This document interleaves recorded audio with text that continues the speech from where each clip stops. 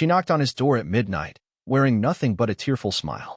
And that smile carried 1,000 unsaid things. Ethan wasn't expecting anyone. He lived in a quiet town just outside Vancouver, where nights were usually filled with nothing more than the sound of wind brushing against pine trees. But when he opened the door, there she was, Sophie. The same girl he hadn't seen in nearly 5 years.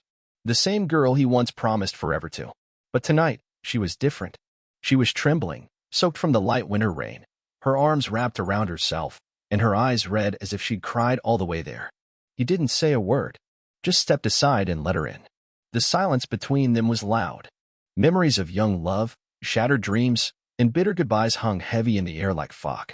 Ethan handed her a towel, then a hoodie from the coat rack. She wrapped herself in it, still not speaking. He finally asked, softly, "Sophie, what happened?" She looked at him, then down at her hands. "I didn't know where else to go."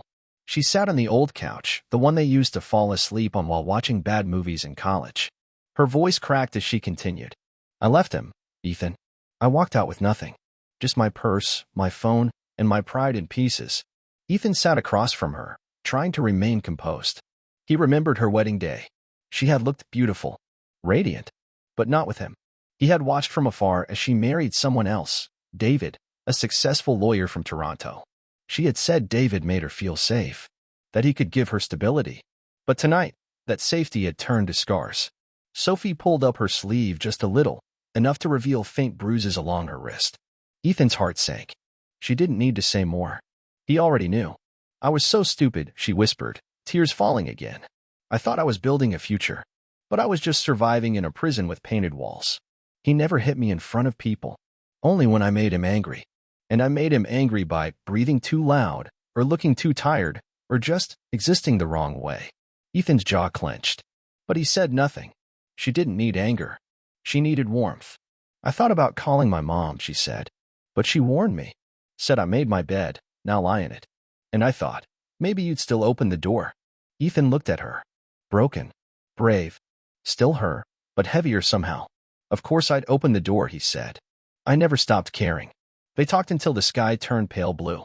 She told him everything. How the shouting began after their honeymoon. How isolation came next, no more friends, no more dreams. She had once wanted to teach art, but she gave that up for him. Then he started accusing her of cheating. Slapped her once. Then twice. Always with an apology after. Always with a gift. And she stayed. Because she was scared. Because leaving meant shame. Because no one would believe the girl who smiled in every photo could be quietly dying inside. And now she was here. "I don't expect anything from you," she said. "I just needed to remember what kindness felt like." Ethan didn't make promises. He didn't say she could stay forever. But he told her she could sleep, eat, shower, cry, scream, whatever she needed. She could do it here. Safely. Without judgment. That night, he gave her his bed and slept on the couch. The days that followed were slow, healing, and messy. Sophie cried a lot. Sometimes for hours.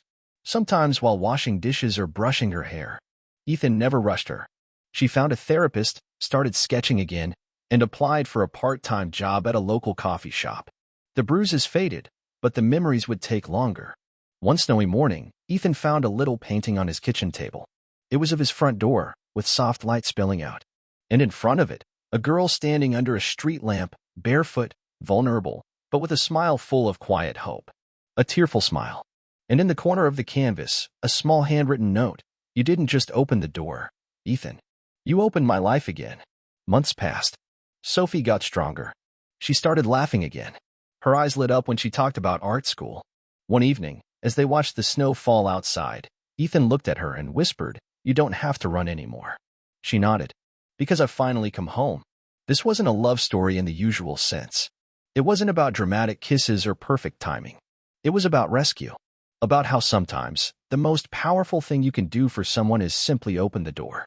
And for the people out there who feel stuck in silence, pain, or shame, this story is for you. Because even at midnight, with nothing but a tearful smile, you deserve to be heard, held, and healed.